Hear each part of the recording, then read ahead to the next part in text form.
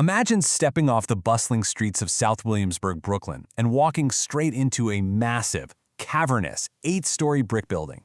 The air is completely still. The hallways are eerily quiet. And the sheer scale of the place, it instantly makes you lose your bearings. Welcome to this explainer. Today we're taking a pretty wild journey through time to explore the literal birthplace of a company that now touches the lives of 1 out of every 6 people on Earth.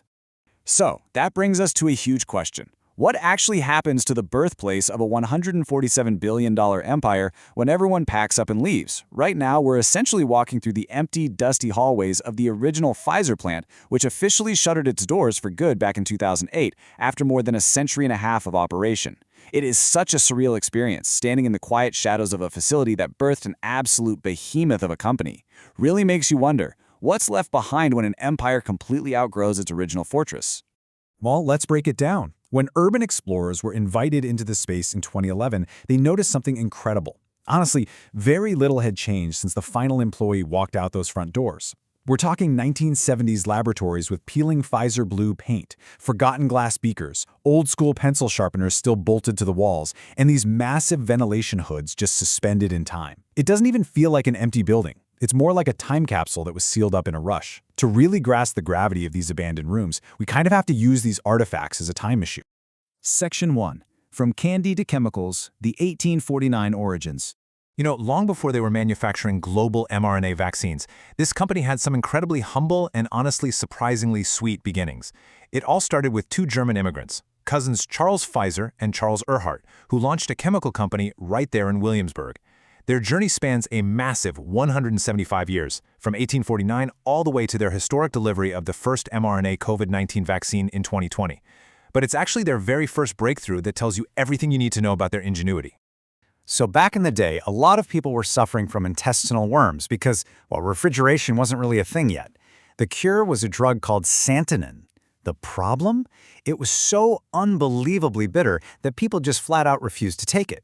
Now, Charles Pfizer was a highly trained chemist, but his cousin, Charles Erhart, he was a confectioner, a candy maker. So they teamed up and blended that terribly bitter drug with a delicious almond toffee flavoring, shaping it into a little candy cone. It was an absolute game changer. They literally sugar-coated the medicine.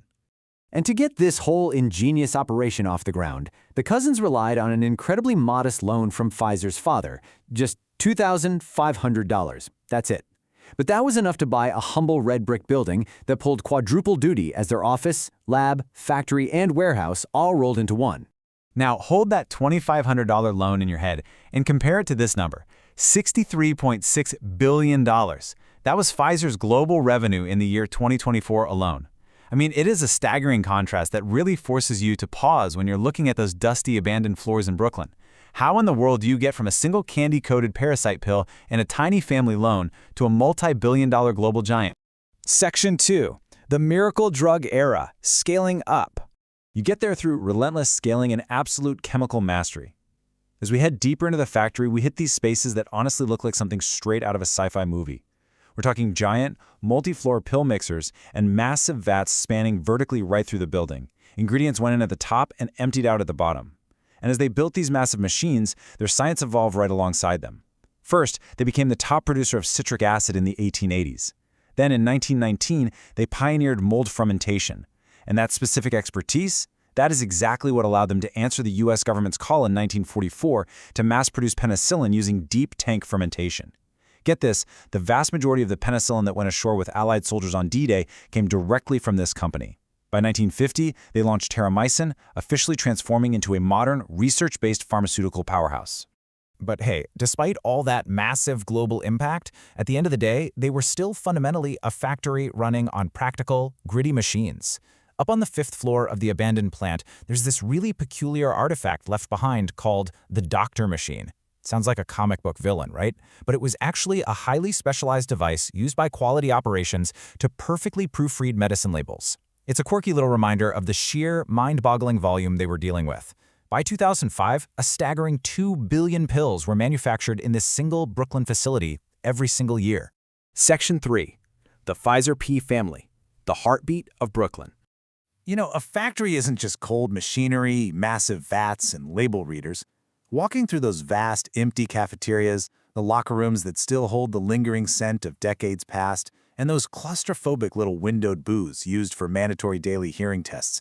You really start to feel the true heartbeat of the place, the people. The connection these employees had to this building is profoundly moving. Just listen to this memory from a former employee named Rose. She said, "We were a family, just not employees. Sad to see it so quiet. Miss the old Pfizer. And everything is blue because that was our color, Pfizer blue." See, they didn't just call it a family. They literally spelled it with a P, the Pfizer P family. The human cost of the plant's eventual closure in 2008 was totally palpable. Another former employee, Lourdes, shared this. "I was one who cried when they ended our time there. It was truly the best place to work. I will cherish the memories forever."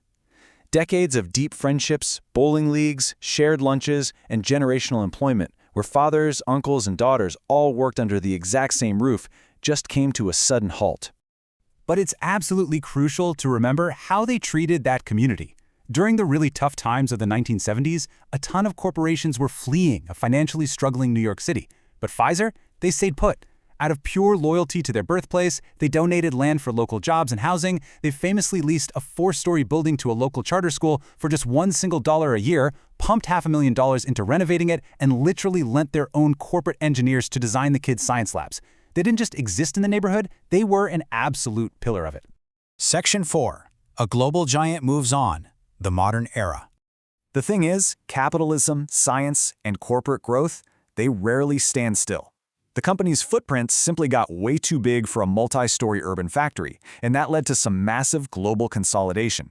In 2000, they acquired Warner Lambert for an eye-watering $90 billion, which gave them full control of Lipitor, the world's best-selling drug. In 2009, they bought Wyeth for $68 billion. And just recently in 2023, they picked up Seagen for $43 billion to aggressively expand their oncology portfolio. These aren't just everyday corporate maneuvers. They represent a seismic shift from a local chemical manufacturer to an undisputed global pharmaceutical titan. And that kind of scale is really hard to fully wrap your head around until you look at the metrics of their reach today. Think about this journey, from one humble building in 1849 to 2 billion pills made annually in Brooklyn by 2005, to reaching 1.3 billion people globally last year alone. To put that into perspective, that means 1 out of every 6 humans on this entire planet interacted with a Pfizer product recently. Whether it was a statin for their heart or an mRNA vaccine, that is just incredible. So we are left with this incredibly stark juxtaposition. On one hand, you have an empty, dusty, 8-story brick factory in Brooklyn holding the quiet echoes of the Pfizer family and old pencil sharpeners. On the other hand, you have a fiercely forward-looking global giant aiming to literally outdo yesterday as they chase down world-changing cancer therapies and advanced biologics. The contrast between exactly where they started and where they are going, it literally couldn't be sharper. Which brings us to our final thought. As this corporate behemoth races into the future to outdo yesterday, what is the true legacy left behind in that brick and mortar? Is a company's soul found in its current market cap and global reach, or does it permanently reside in the local communities, those shared cafeteria lunches, and the generations of workers who first mixed the chemicals and built the empire from the ground up? It's a fascinating intersection of urban history, human connection, and boundless scientific ambition. Thanks so much for joining me on this explainer, and keep questioning the world around you.